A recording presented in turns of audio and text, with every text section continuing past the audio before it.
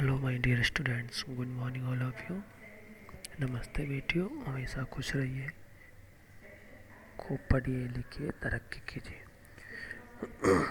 तो government portfolio में हम मैनेजमेंट के ऊपर डिस्कशन कर रहे हैं, जिसमें मैंने मैनेजमेंट का मीनिंग, डेफिनेशंस और उसके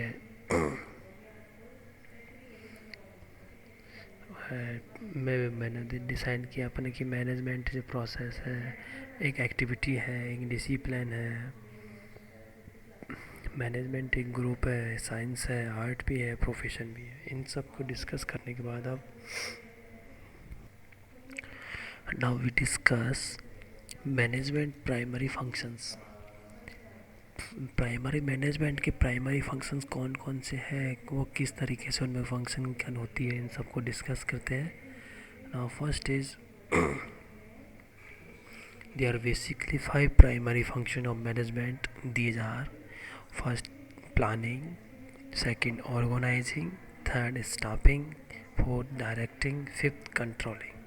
तो ये पांच मेन फंक्शंस होते हैं मैनेजमेंट के। सबसे और कोई ऑर्गेनाइजेशन में सबसे पहले ये काम ही किए जाते हैं, बाकी इन सब के और चीज़ें वो सारी चीज़ें बाद में होती है। सबसे इम्पोर्टेंट फंक्शन यही है इसके मैनेजमेंट के। तो the controlling function compromise coordination, reporting and budgeting, and hence the controlling function can be broken into these three separate functions based upon these seven functions. Luther Gulick coined the word post-corp, which generally represented the initial of these seven functions like जो ये तो पांच तो main functions हो गए, और भी हो सकते हैं जैसे रिपोर्टिंग करना एंड बजटिंग करना, कोऑर्डिनेशन करना, ये सारे का फंक्शंस भी हो सकते हैं इसमें। बट फर्स्ट मेन इम्पोर्टेंट तो आप लोगों के पांच ही हैं। प्लानिंग, नियोजन कैसे करेंगे, ऑर्गेनाइजेशन कैसे करेंगे अपन, फिर उसके बाद स्टाफिंग कैसे करेंगे उन सब का, फिर उनको डायरेक्ट कैसे करेंगे अपन, कैसे डायरेक्टिंग करनी है, डायरेक्शन किस तरीके से देंगे। उसके बाद जो डायरेक्शन के अकॉर्डिंग काम नहीं होगा तब कंट्रोलिंग किस तरीके से की जाएगी। ठीक है, तो कुछ इसके अगर इन तीनों को इंक्लूड और करें, जैसे कि को रिपोर्टिंग है, बजटिंग है, इस तरीके से, तो लूथर गुलिक एक मैनेजमेंट के वो रहे हैं। तो उन्होंने पोस्ट कॉर्प नाम से एक इस वर्ड को पूरे डिस्क्राइब किया है शॉर्ट में। तो अपन डिस्क्राइब करते हैं: P stand for planning, O for organizing, S for staffing, D for directing, C for coordination, R for reporting and B for budgeting. तो ये मेन फंक्शंस मेन फंक्शन तो कौन कौन से हो गए अपने? Planning, organization, staffing, directing and controlling. जबकि तीन अदर है, जो कोऑर्डिनेशन, रिपोर्टिंग, बजटिंग है, ये अदर चीज़ें में। तो what planning, organizing, staffing, directing, controlling widely recognize function of management. Most widely अपना मैनेजमेंट में जितने भी मैनेजमेंट में जितना भी फंक्शंस ऑलमोस्ट होते हैं, कहीं भी वाइडली एक्सेप्टेंस कौन सी चीज़ों की होती है? प्लानिंग की। प्लानिंग कि कोई भी हो, अपन प्लान करते हैं किसी को कोई भी ऑब्जेक्टिव वगैरह डिसाइड होंगे, डिसाइड होने के बाद अपन गोल्स अचीव करेंगे, टारगेट डिसाइड करेंगे। उसके बाद हम ऑर्गेनाइजिंग करते हैं कि उन सब के लिए हमें ऑर्गेनाइजेशंस बनाना पड़ेगा, किस तरीके से हमें वो प्लानिंग है वो। फिर स्टाफिंग करनी पड़ेगी, फिर उसको स्टाफ को डायरेक्टिंग करना पड़ेगा कि डायरेक्शन किस तरीके से हम ऑब्जेक्टिव है, वो गोल्स है, उनके लिए किस तरीके से वर्क कर सकते हैं। देन उनको कंट्रोल करना पड़ेगा। कोई एक्टिविटी ऐसी है जो आउट ऑफ कंट्रोल हो रही है तो उनको हमें कंट्रोल करना पड़ेगा। तो ये पूरी एक प्रोसेस है। नाउ देखो, मैंने आपको डायग्राम दे रखा है पहले से। उसमें देखो मैनेजमेंट फंक्शंस मैंने आपको शो कर रहे हैं। First planning, organizing, staffing, directing, controlling. ठीक है, तो मैं फर्स्ट डिस्कस करते हैं प्लानिंग।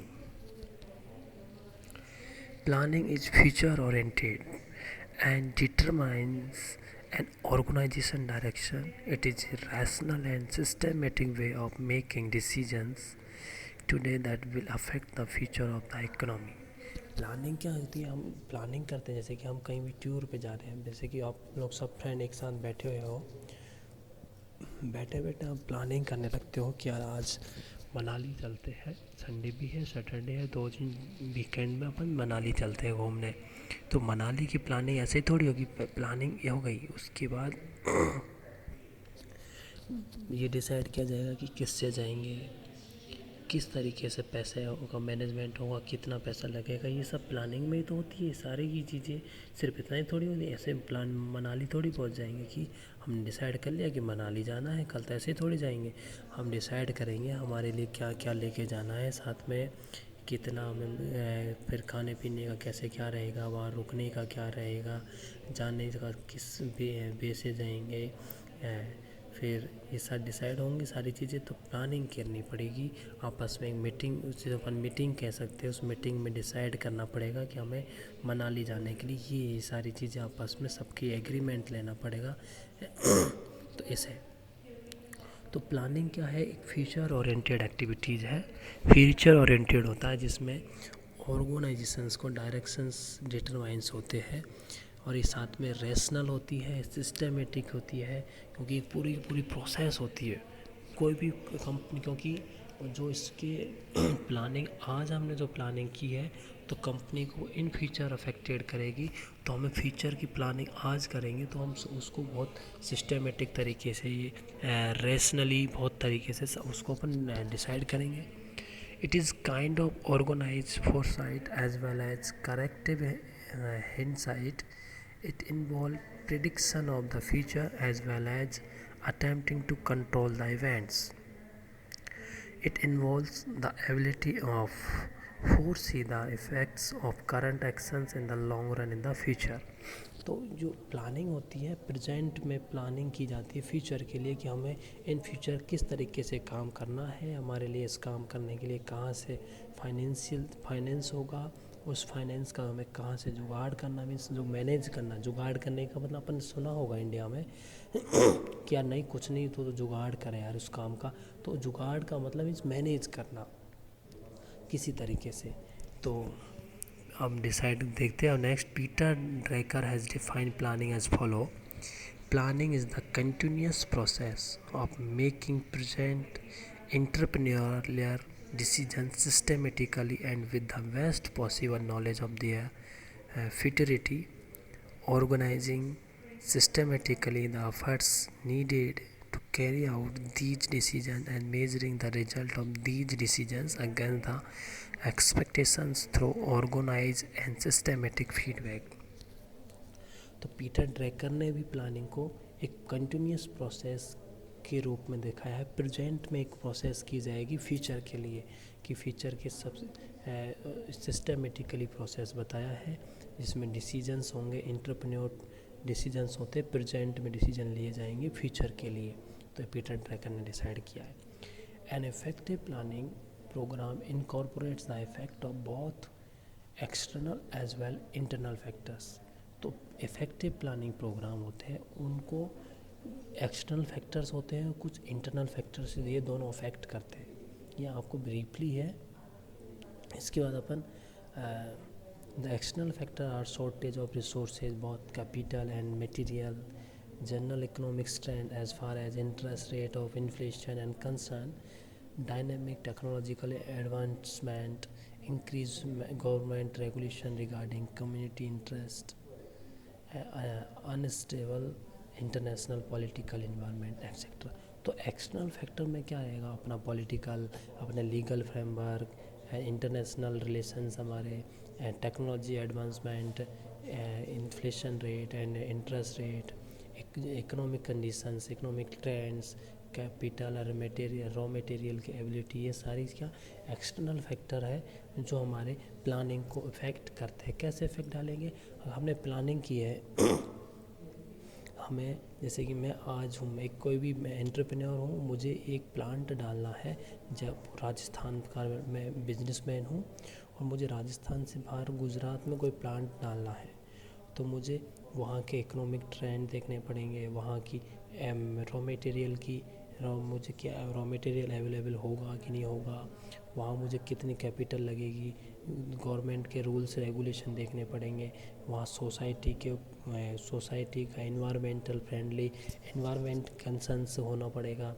साथ में इंटरनेशनल मैं बढ़ाऊँगा, क्योंकि मैं बिजनेसमैन हूँ, मैं राजस्थान में प्रोडक्शन करके इंटरनेशनल लेवल पर उसमें प्रोडक्ट्स है उनका एक्सपोर्ट करता हूँ। तो एक्सपोर्ट करने की कंडीशन इस तरीके से प्लानिंग होगी। तो प्लानिंग में सोच समझ के इन सब फैक्टर्स को ध्यान में रख के करूँगा, क्योंकि अफेक्ट करेंगे प्लानिंग को मेरी। क्या पता मैंने डिसाइड कर लिया, मेरे पास पैसा भी आ गया, रॉ मटेरियल की एबिलिटी वगैरह देख ली, सब देख लिया, गवर्नमेंट के रूल्स रेगुलेशन देख लिए है, और मैंने डिसाइड किया कि मैं केवल गुजरात में प्लांट बना रहा हूँ, और मैं केवल यूँ डिसाइड कर रहा हूँ कि मेरी इस प्लांट में मैं राजस्थान के लोगों को ही इसमें मैं एम्प्लॉयमेंट प्रोवाइड करवाऊँगा, मजदूरी दूंगा, रोज़गार दूंगा, तो मैं राजस्थान के लोगों को दूंगा। तो क्या गुजरात वालों को ये स्वीकार करेंगे, उसको एक्सेप्ट करेंगे? इस चीज़ को नहीं करेंगे, वो मेरा प्लांट बंद करवा देंगे। तो इन सारी चीज़ें, मेरी हर चीज़ की चीज़ें देखते हुए मुझे प्लानिंग करनी पड़ेगी, एक्सटर्नल फैक्टर्स और इंटरनल फैक्टर को ध्यान में रखते हुए। इंटरनल फैक्टर्स की बात करें, the internal factor that affect planning are limited growth opportunity due to saturations requiring diversification, changing patterns of the work force, more complex organisational structure, decentralisation etcetera. तो external factors में क्या होगा, हमारे external factors में जो है, जो बाहर के फैक्टर्स, हमारे एक इंस्टीट्यूट है, एक ऑर्गेनाइजेशन, उसके बाहर के हम डिसाइड, अब इंटरनल फैक्टर जो होंगे वो भी इफेक्ट करते हैं।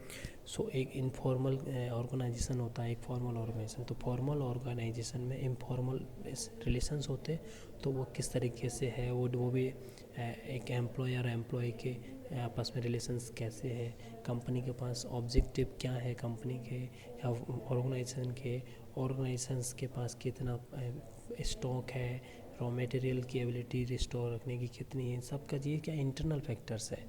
तो इसका ऑर्गेनाइजेशनल स्ट्रक्चर भी देखा जाता है, कॉम्प्लेक्सिटी देखी जाती है स्ट्रक्चर की, ये सारी चीज़ें क्या इंटरनल फैक्टर्स होते हैं जो हमारी प्लानिंग को अफेक्ट करते हैं। ठीक है बच्चों, तो ये हमने प्लानिंग और उसके कुछ ऑब्जेक्टिव जो प्लानिंग है उसके ऊपर डिस्कस किया, फंक्शंस है उसके मैनेजमेंट के उनके ऊपर डिस्कस किया।